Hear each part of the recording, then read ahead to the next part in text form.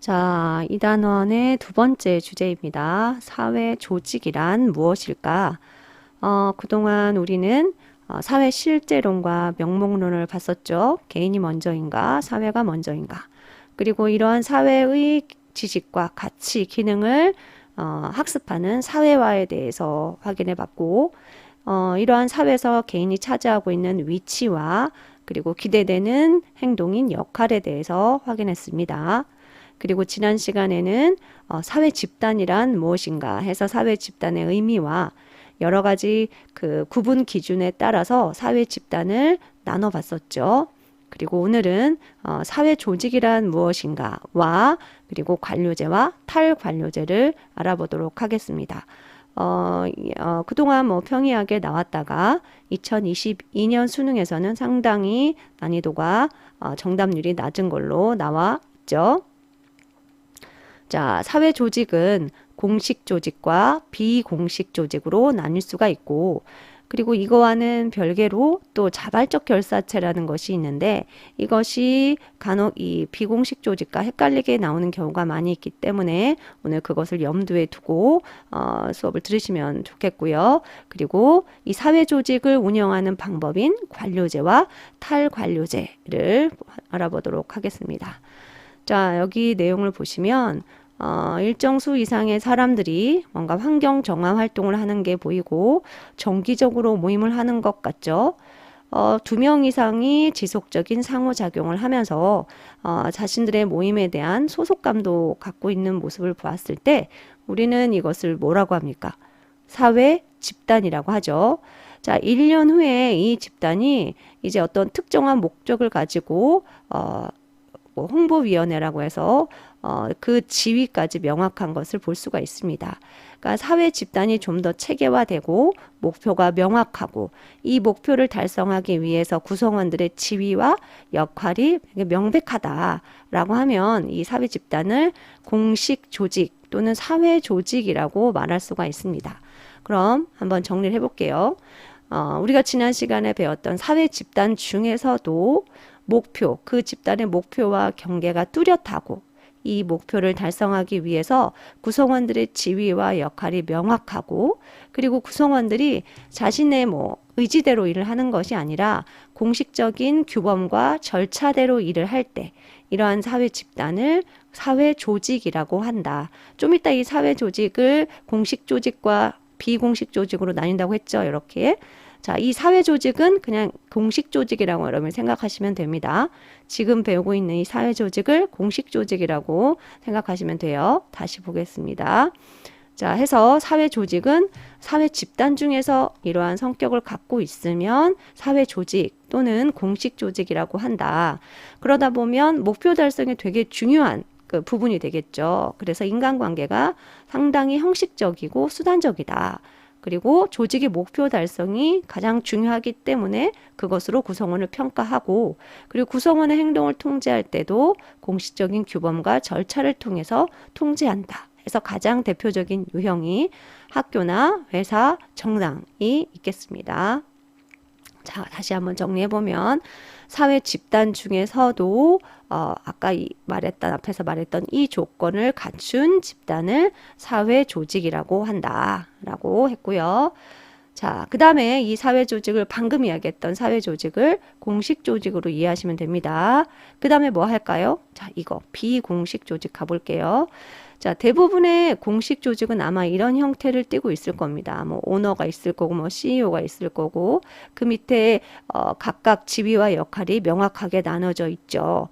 그런데 여기 밑에 보시면 뭔가 일하는 것과는 다른, 일하는 것은 아닌 것 같은데 뭔가 모임이 형성되어 있는 것을 볼 수가 있습니다. 동문회, 향후회, 동호회. 동문회는 뭐죠?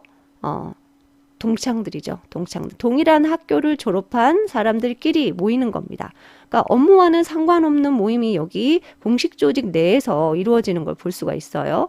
향후에는 뭐예요? 향후에는 특정 지역 출신, 같은 고향 출신 이런 사람들이 모이는 거죠. 동호회는 취미 생활이 같은 사람들끼리 모이는 게 동호회지 않습니까? 그래서 여기서 이제 또 다른 조직이 하나 나옵니다. 공식 조직 안에서 관심사가 비슷한 사람들, 공동의 관심을 갖고 있는 사람들끼리 모인 집단을 비공식 조직이라고 한다. 다시 한번, 공식 조직 안에서 공동의 관심사나 취미가 비슷한 사람들끼리 모인 조직을 뭐라고 한다? 비공식 조직이라고 한다. 그렇다면 전제는 비공식 조직은 반드시 뭐 안에 있어야 된다? 네, 공식 조직 안에 있어야 한다라는 거죠. 자, 그럼 정리 한번 해볼게요. 공식 조직은 아까 했던 사회 조직하고 똑같이 생각하시면 됩니다. 그래서 아까 했던 내용이에요. 그런데 여기에 추가로 비공식 조직이라는 게 있다. 이 비공식 조직은 반드시 어디 내에서? 공식 조직 내에서 형성된 집단입니다. 선생님이 이걸 왜 자꾸 강조하냐면요. 이 다음에 자발적 결사체는 이 공식 조직 내에서가 이 내용이 빠져 있습니다. 그러니까 헷갈리지 않도록 선생님이 자꾸 강조하는 이유가 비공식 조직은 공식 조직 내에서 관심사가 비슷한 사람들끼리 자발적으로 형성된 사회 집단을 비공식 조직이라고 한다. 그러니까 회사 내 봉사 모임, 회사 내 동호회, 회사 내 동문회, 아까 향후회 이런 것들이 바로 비공식 조직이 될 수 있겠죠. 일하다가 이런 모임 가면 정서적인 안정감이나 만족감을 줄 수 있겠죠. 이게 만약에 긍정적으로 작용하면 공식 조직에 일할 때 더욱더 신바람 나서 일할 수도 있고 또 서로 정보 교환도 용이할 수 있겠죠. 자, 하지만 또 역기능도 발생할 수 있습니다. 끼리끼리 뭉치는 거잖아요. 잘못하면 혈연, 지연, 학연대로 뭉치게 되고 개인의 친분 관계가 공식 조직에 개입하면 어떤 공식 조직의 절차라든가 규칙을 무시할 수도 있고 때로는 공식 조직의 목표와 이 비공식 조직의 이익이 부조화 이를 경우에 공식 조직의 효율성을 깨트릴 수도 있는 그런 역기능이 발생할 수도 있다 해서 비공식 조직의 장점과 단점까지 알아봤습니다. 자, 우리 그럼 이거 다 봤네요. 사회 조직은 공식 조직과 비공식 조직이 있다. 자, 하나 더 볼까요? 자발적 결사체. 자, 다음 사진 보실까요? 전국 교직원 노동조합, 대한의사협회, 한국영화제작가협회 전부 직업이 같은 사람들끼리 모인 집단이죠. 이들이 모인 이유는 아마 자신들의 특수한 이익, 자신의 직업군의 특수한 이익을 실현하기 위해 모였을 겁니다. 이러한 집단을 뭐라고 했었죠? 이익 집단이라고 했습니다. 이들 집단도 자발적으로 형성됐을 거예요. 그러나 어떤 특정한 공식 조직 안에 있는 건 아니죠. 그래서 아까 비공식 조직과 이 집단을 구분할 필요가 있어서 이 집단을 자발적 결사체라고 합니다. 자발적 결사체는 꼭 이렇게 직업이 같은 사람들끼리 모인 것만 있는 게 아니죠. 자, 이렇게 공익을 위한 단체도 있을 수 있습니다. 시민단체가 이해가 되겠죠. 그래서 사회 보편적 이익을 추구하는 공익을 추구하는 단체도 있을 수 있다. 이들이 강제로 모인 건 아니잖아요. 이들도 자발적으로 공익을 실현하기 위해서 모인 집단이에요. 그러나 특정 공식 조직의 안에 공식 조직 안에 있는 그 집단은 아니기 때문에 그것과 비공식 조직과 구분할 필요가 있죠. 그래서 자발적 결사체라고 한다. 역시 동문입니다. 아까도 동문이 비공식 조직이라고 했잖아요. 그거는 공식 조직 안에 있기 때문에 비공식 조직이라고 하는 거고 여기는 공식 조직과는 관계없이 동문 그냥 모임이에요. 그럼 이걸 자발적 결사체라고 할 수가 있는 거죠. 조기축구회도 자발적으로 결성한 집단이 될 수 있겠습니다. 그럼 정리해 볼게요. 자발적 결사체란 공동의 관심이나 목표를 가진 사람들이 자발적으로 결성한 집단이다. 현대사회에서는 우리 집단, 사회 집단 구분할 때 1차 집단과 2차 집단이 있었어요. 쿨리가 어떻게 구분했죠? 쿨리의 구분 기준이 뭐였습니까? 생각나야죠. 접촉 방식에 따라서 1차 집단과 2차 집단으로 나뉘었었고 요즘 현대사회에서는 아무래도 간접 접촉인 2차 집단이 더 확대되겠죠. 그러면은 형식적인 만남, 수단적인 만남이 많아질 겁니다. 그러다 보면 인간이 자신의 주체성을 발휘하지 못하고 약간 부품 같은 기계 부품 같은 그런 느낌으로 느낌을 많이 받는 경우가 많을 거예요. 그러다 보면 이제 정말 나를 드러내놓고 편하게 만날 수 있는 사람들이 필요하다. 그런 욕구가 아무래도 커지겠죠. 그러면서 이런 친목 집단들이 많이 결성될 수 있겠습니다. 그래서 2차 집단이 비중이 확대되면서 인간 소외 현상이 증가되어 이런 친목 집단이 생겨날 수도 있고, 또 자신들 집단의 특수한 이익을 실현하기 위해서, 영향력을 행사하기 위해서 아까 이익 집단들이 생겨날 수도 있고요. 그 다음에 사회 전체의 이익, 그러니까 특수한 이익이 아니라 공익을 실현하기 위해서 만든 집단인 시민단체도 있을 수 있겠습니다.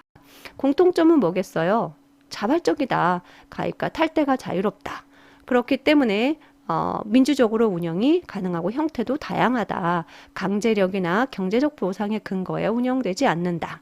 이 자발적 결사체 중에서도 쿨리의 구분 기준에 따른다면 1차 집단의 성격이 강한, 그러니까 대면 접촉의 성격이 강한 것은 뭐겠어요? 세 개 중에 네, 친목 집단이 가장 그 성격이 강하겠고, 2차 집단, 목적 달성을 위해서 간접 접촉이고 수단적 접촉이 있는 것은 아무래도 이익 집단과 시민단체가 그 특성이 더 강하게 나타나겠죠. 자, 그러면 여기 OX 문제 한번 해볼까요? 모든 자발적 결사체는 비공식 조직이다. 모든 자발적 결사체는 비공식 조직이다. OX.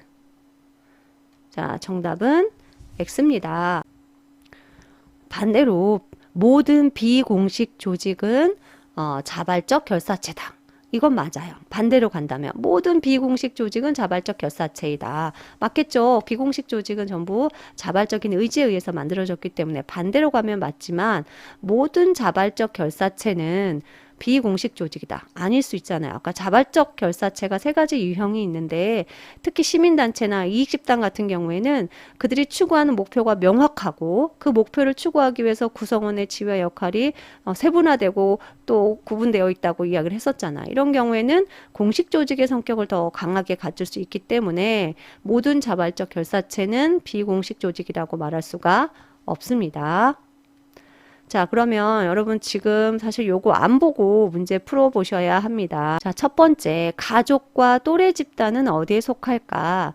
자, 사회 집단 구분할 때 테니스가 결합 의지에 따라서 어떻게 나눴죠? 공동사회와 이익사회로 나눴잖아요. 가족과 또래 집단은 우리가 인위적으로 만든 거 아니죠. 자연 발생적인 거라고 이야기했었죠. 그럼 테니스의 구분 기준에 의하면 공동사회에 해당이 되겠네요. 2에 해당이 되겠습니다. 자, 시민단체, 노동조합, 이익집단 방금 배웠던 거죠. 자발적 결사체입니다. 자, 그런데 여기 이익사회는 우리가 인위적인 의지에 의해서 만든 걸 이익사회라고 하고, 그 중에 이 자발적 결사체가 A, B, C에 다 들어가는데, 이 시민단체나 노동조합, 이익집단은 어디에 들어갈까? 자, 무슨 성격을 띠고 있다고 했죠? 방금 전에 여기에서도 이야기를 했었죠. 자, 시민단체나 노동조합, 이익집단은 자발적으로 만들어졌긴 했지만 추구하는 목표가 명확하다라고 했죠. 공식 조직의 성격을 띠고 있기 때문에 C에 해당이 됩니다. C. 자, 그 다음에 학교, 학원, 회사, 정당, 가장 전형적인 뭐라고 볼 수 있습니까? 공식 조직의 성격을 띠고 있기 때문에 D에 해당이 되고요. 각종 동호회는 여기도 동호회가 있어요. 그런데 왜 이걸 어떻게 나눌까? 각종 동호회 중에서도 자발적으로 만들어진 거, 공식 조직과 관련이 없는 것은 A. 그런데 각종 동호회 중에서도 사내, 교내, 공식 조직 안에서 만들어진 것은 B에 해당이 되겠습니다. 자, 여기서는 영상 하나 보도록 할게요.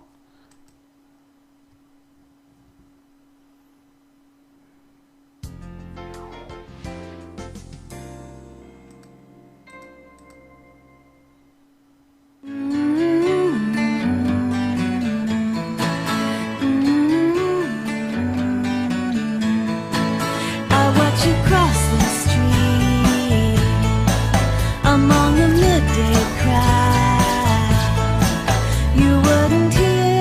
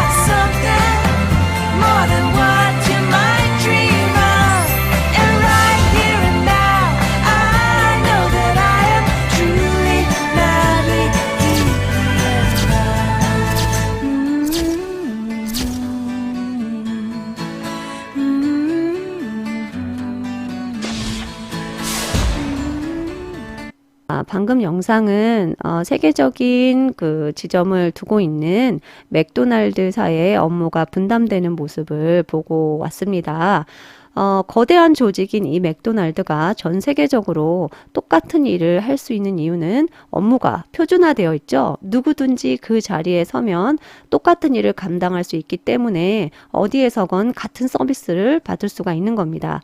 이러한 거대 조직을 효율적으로 운영하기 위해서 그 운영 방법으로 가장 또 두드러지게 나타나는 것이 바로 관료제라는 것입니다. 관료제라는 것은 대규모 조직을 효율적, 합리적으로 관리하는 방식을 관료제라고 합니다. 여기에서 오너나 CEO나 임원 이렇게 있고, 이렇게 중간 관리자가 있고, 이제 위에서 뭔가 명령이 떨어지면 밑에서 열심히 직접 실무에서 일을 하는 실무자가 있습니다. 이게 이제 관료제의 가장 일반적인 형태고, 이러한 그 형태로서 거대한 조직을 운영할 수 있는 방법이 되겠습니다. 학교를 예로 들어서 관료제를 한번 보도록 할까요? 쌤은 99년도에 대학교를 입학하고 2004년도에 임용고시를 합격했습니다. 그리고 2006년도에 3년차가 되어서 1급 정교사를 취득을 했는데요. 이렇게 교사 임용고시라는 것은 특정한 사람만 볼 수 있는 게 아니라 공개 채용이 되는 거고 누구든지 기회가 되는 거고 일정한 합격 기준 선에 도달하면 합격이 되는 거죠. 그래서 능력에 따른 인재 충원을 하고 있는 것이 관료제의 특성입니다. 자, 이것은 교사 봉급표입니다. 교사들은 처음 시작할 때 8호봉이나 9호봉에서 호봉이 시작이 되는데요. 이 호봉은 이제 월급의 기준이 되는 건데 근무한 연수에 의해서 이렇게 월급이 올라갑니다. 호봉이 올라갑니다. 그러니까 어떤 선생님이 자신이 이룬 업적이라든가 성과가 엄청 대단하다고 해서 교사 봉급이 막 올라가는 건 아니고요. 근무한 연수에 의해서 자동으로 이렇게 올라간다는 겁니다. 즉 관료제라는 것은 경력이라든가 경험을 중요시하기 때문에 근무한 연수에 따라서 보상을 해주는 것이 관료제의 큰 특징이고요. 관료제에서는 책임 소재가 명확하다는 특징이 있습니다. 선생님들도 학교에서 맡은 개개인의 업무가 다 다르거든요. 그런데 개인적인 판단에 의해서 일을 하는 것이 아니라 선생님이 뭔가 기한을 하면 문서를 만들면 이것을 교무부장님에게 검토를 받고 또 교감선생님한테 검토를 받고 맨 마지막에 교장 선생님의 결재가 이루어져야 업무를 실시를 할 수가 있습니다. 이것은 학교뿐만이 아니라 거대 직장인 관료제를 띠고 있는 대부분의 직장에서는 이렇게 하고 있습니다. 그렇기 때문에 누가 검토를 했고 누가 이 일을 실무를 담당하고 있는지 책임 소재가 아주 명확하다는 특징이 있겠죠. 자, 그 다음에 관료제라는 것은 어떤 사람이 그 직책을 하더라도 뭐 해가 바뀌어서 다른 사람이 하더라도 그 일을 충분히 해낼 수가 있습니다. 학교에서도 마찬가지예요.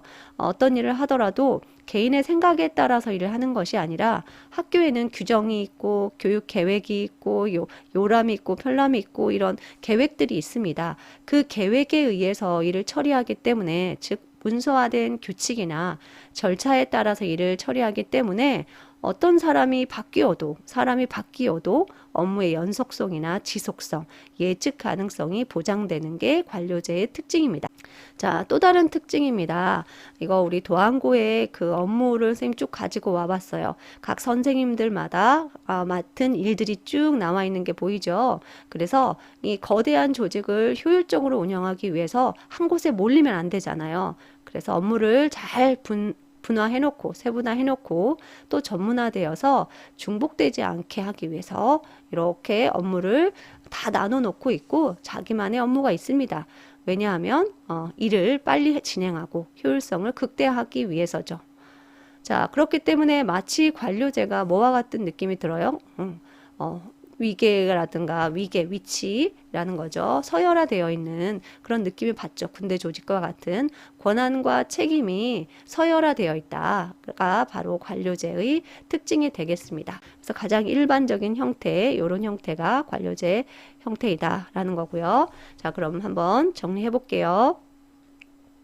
자, 근대 산업화 이후에 조직이 거대화되고 복잡화되면서 이 거대한 조직을 어떻게 효율적으로 빠른 시간에 일도 잘 진행되면서 운영할 수 있을까 해서 나온 것이 관료제다. 운영 방식입니다. 자, 그리고 아까 이야기했던 대규모 조직을 어떻게 효율적으로 운영할까? 권한과 책임에 따라서 위치가, 지위가 서열화되어 있다. 그리고 주로 일은 실무에서 쭉 일을 담당하고 정책 방향이라든가 가장 큰 그 결정은 위쪽 부분에서 많이 결정을 하고 있는 거죠. 그러다 보면 중간 관리층의 역할이 많이 크다 하는 게 관료제의 특징이고요. 업무가 전문화되고 세분화되어 있어서 자기가 맡은 일에 대해서는 얼마든지 빠르게 일 처리가 가능하겠죠. 그리고 규약과 절차에 따라서 업무를 수행합니다. 그리고 경력에 따라서 보상한다고 했죠. 아까 연공 서열, 지위 획득할 때의 기회가 공평하게 보장된다.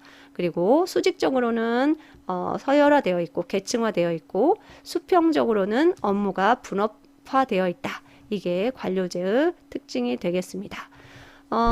베버라는 학자는 관료제는 정말 합리적이고 효율적인 조직이다 이렇게 평가를 했고요. 자, 하지만 베버가 말하기를 관료제가 잘 유지되려면 정말 사람들이 명령과 규칙과 절차대로 정당하고 공정하게 일해야 된다. 그리고 사람에게 충성하지 말고 자신이 맡은 역할에 충성해야 된다. 전문성을 갖기 위해서 노력해야 된다. 그래야지만이 이 관료제가 잘 유지될 수 있다라고 이야기를 했습니다.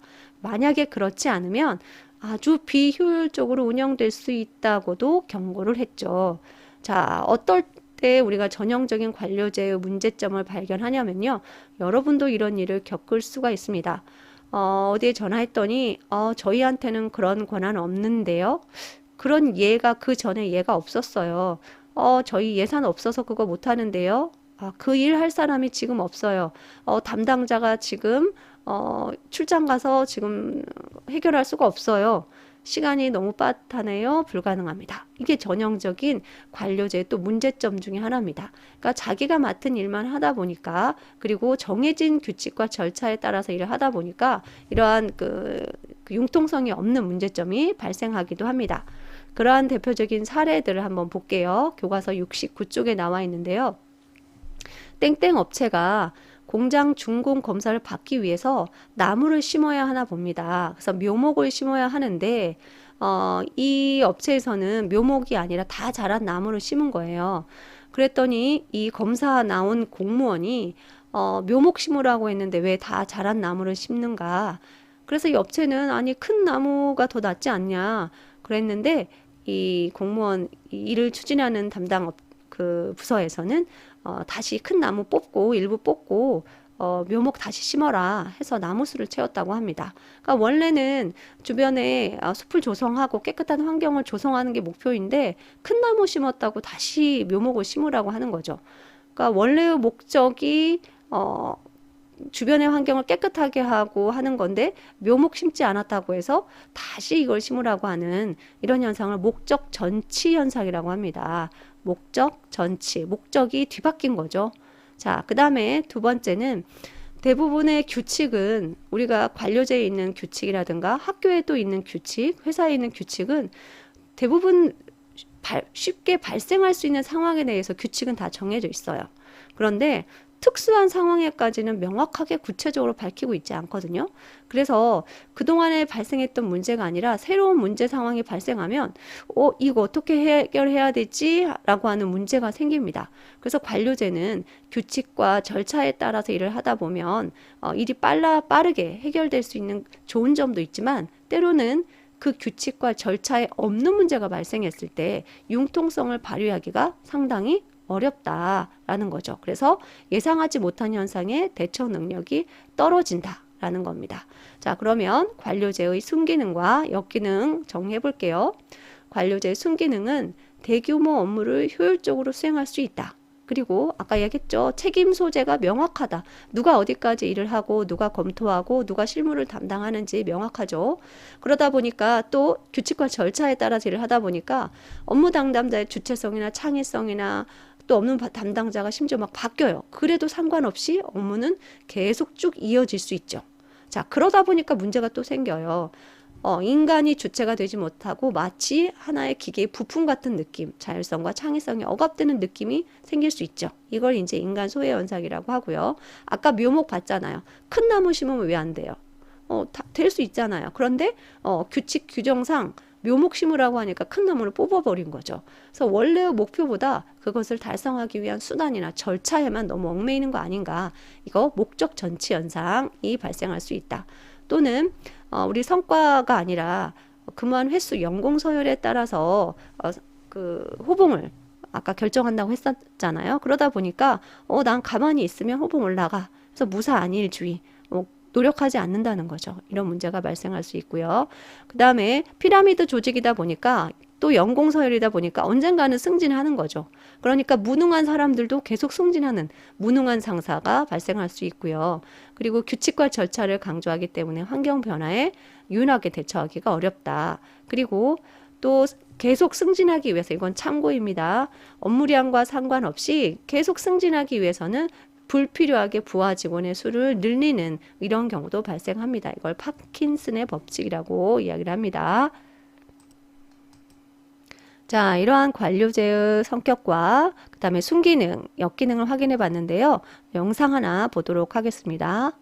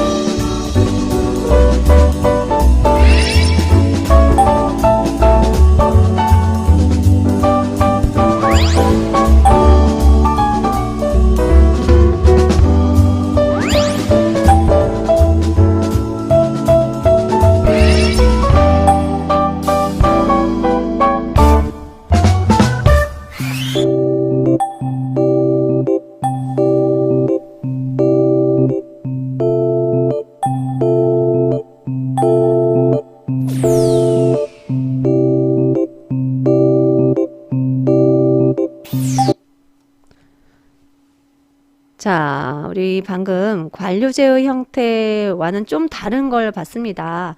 이런 그 회사 조직에서 일하면 정말 행복할 것 같죠? 개인의 창의성을 가장 중요하게 여기는, 그래서 주변의 공간 환경도 거기에 맞춰서 색다르게 표현한 모습을 볼 수 있습니다.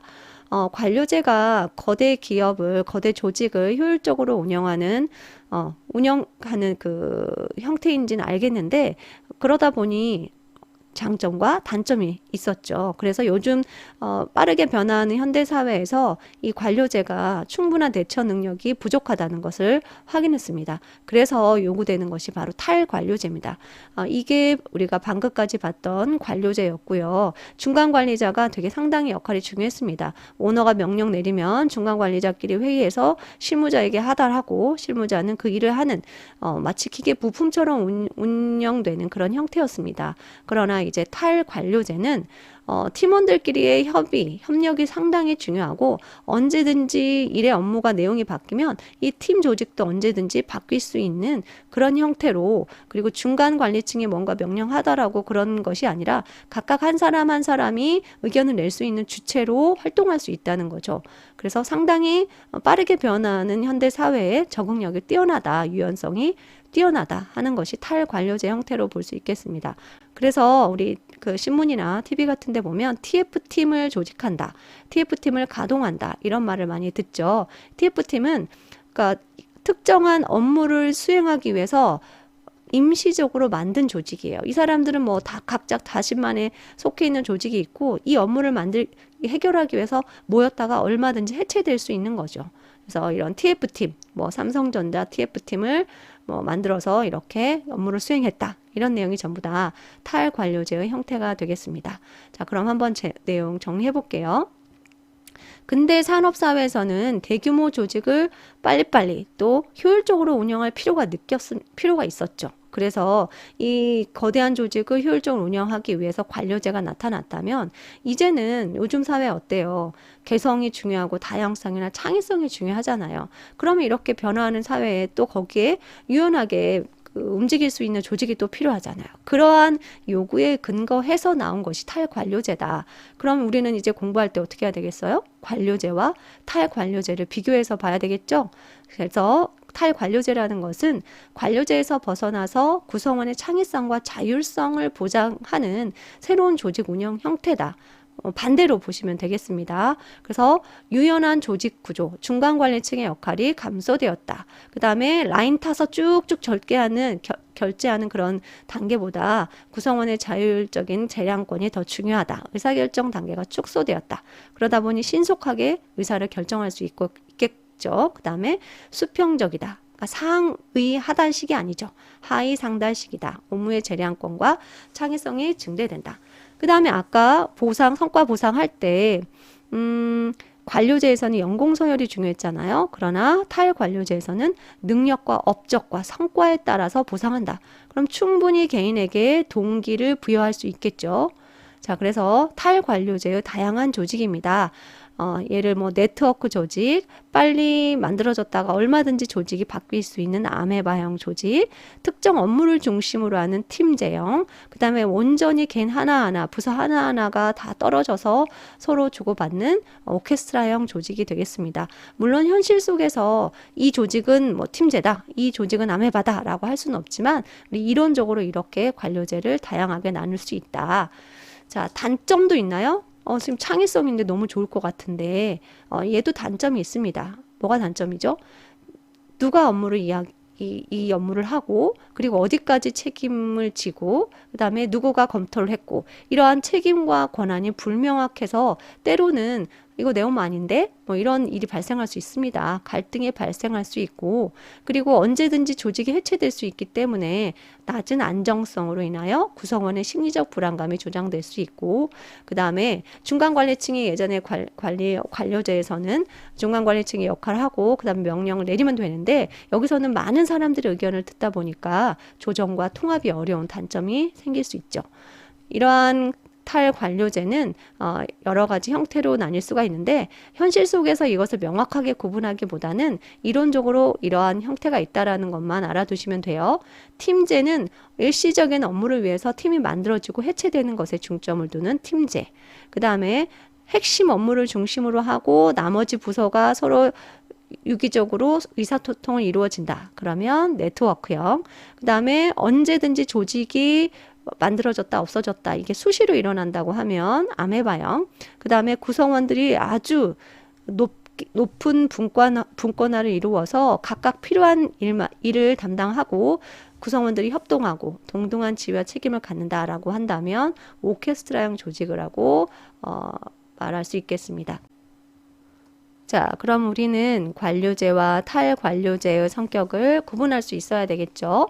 이 둘 다 거대 조직을 효율적으로 운영하기 위한 방법이에요. 그리고 둘 다 공식적인 방법에서 일을 수행하고 이 둘 다 2차적 집단이라고 볼 수 있습니다. 그리고 인위적으로 만들었기 때문에 이익사회라고도 볼 수 있겠죠.